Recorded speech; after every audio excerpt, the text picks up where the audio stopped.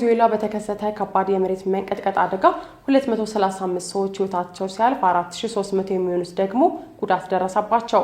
በቬንዙዌላ ዋና ከተማ ካራካስ አቅራቢያ በደረሱ ሁለት ተከታታይ ከባድ የመሬት መንቀጥቀጦች ቢያንስ የ235 ሰዎች ህይወት ሲያልፍ 4300 የሚሆኑት ደግሞ ጉዳት እንደደረሰባቸው ተዘግቧል።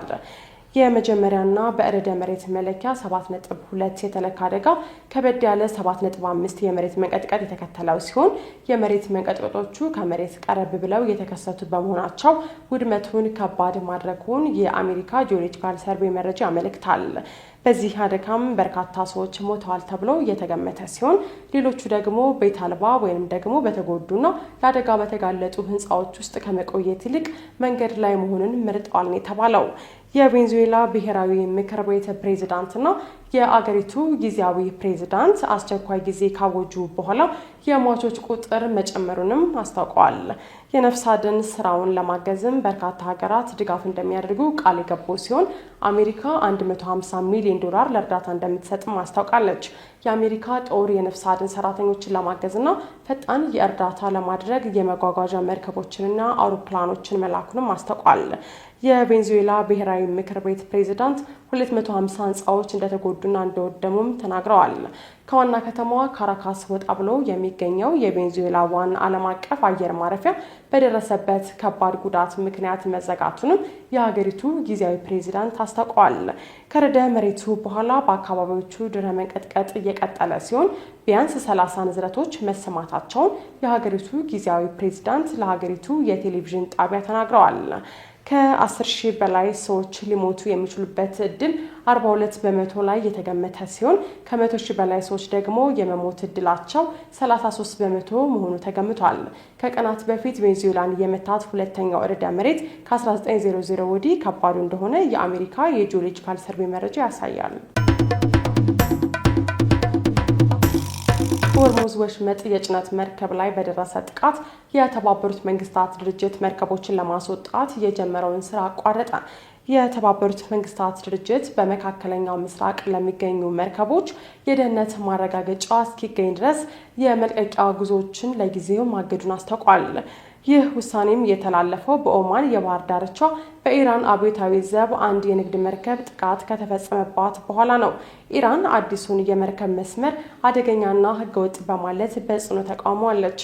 በሌላ በኩል አሜሪካ የባህር መስመሩን ክፍት ለማድረግ ያላትን ቁርጠኝነትም ገልጻለች። Kilometers southeast of Dahit in Oman. The attack comes at a particularly sensitive moment for maritime traffic in the region. ሆርሙዝ ወሽመጥ የጭነት መርከብ ላይ በደረሰ ጥቃት የተባበሩት መንግስታት ድርጅት መርከቦችን ለማስወጣት የጀመረውን ስራ አቋረጠ።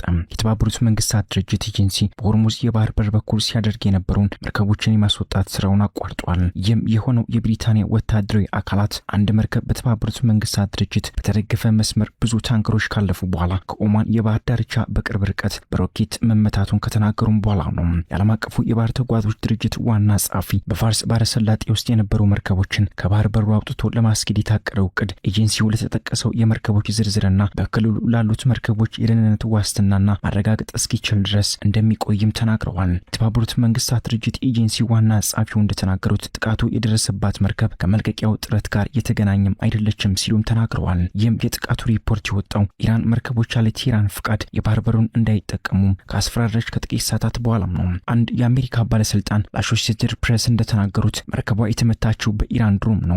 ስማቸው እንዳይጠቀስ የፈለጉት ባለስልጣኑ የንግድ መርከቧ በኢራን አብዮታዊ ዘብ በምትበር ድሮን እንደተጠቃችም ተናግረዋል። ከጥቃቱ ሪፖርት በኋላ በሆርሙዝ የባህር በር ላይ መርከቦችን ለመቆጣጠር የተቋቋሙ የመንግስት ኤጀንሲ የኢራን የፋርስ ባህረ ሰላጤ የባህር በር ባለስልጣን በኤክስ ገጹ ላይ ባሰፈረው መልእክት ከራሳቸው የተሰየሙ መስመሮች ውጪ የሚደረግ ጉዞ በደህንነቱ የተጠበቀ የመተላለፊያ ዋስትናን አይሸፍንም ሲልም ጽፏል። የዩናይትድ ኪንግደም የባህር ላይ ንግድ ኦፕሬሽን ማዕከል መርከቧ ጉዳት እንደደረሰባትም ገልጿል። ነገር ግን ከኦማን የባህር ዳርቻ በደረሰው በዚህ ጥቃት የሰው ህይወት መጥፋቱን ወይም በአካባቢው ላይ ጉዳት አለመኖሩንም ዘግቦታል።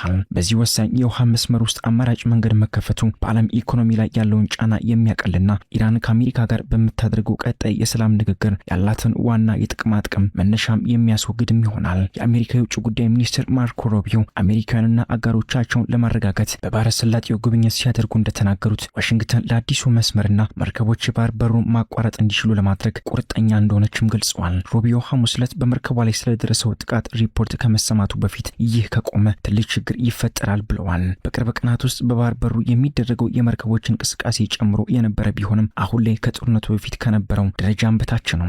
አሜሪካና ኢራን አሁንም ጊዜያዊ የሰላም ስምምነት ውሎችን በመወያየትም ላይ ናቸው። ይህም መርከቦች በፋርስ ባህረ ሰላጤው የመግቢያ በኩል እንዲያልፉ ማድረግና የኢራንን እጅግ የበለጸገ ዩራኒየም ክምችት የወደፊት ሁኔታን መፍታትንም ያካትታል። ባለፈው ሳምንት በተፈረመው የመግቢያ ስምምነት መሰረት አሜሪካና ኢራን ዝርዝር ጉዳዮችን ለመጨረስ የ60 ቀናት ጊዜም አላቸው። ኢራን አዲሱ የመርከብ መስመር ተቀባይነት የለውም ትላለች። የአብዮታዊ ዘብ የባህር ኃይል ክፍል ሐሙስ ዕለት አዲሱ መስመር እንዳይጠቀሙ ማስጠንቀቂያም ሰጥቷል። ሪና የተባለው የዜና ወኪል ባስተላለፈው መግለጫ መስመሩ ያለማስታወቂያ ወይም ከኢራን ጋር ሳይቀናጁ የተቋቋመ በመሆኑ ተቀባይነት የሌለውና ሙሉ በሙሉ አደገኛ ነው ብሏል።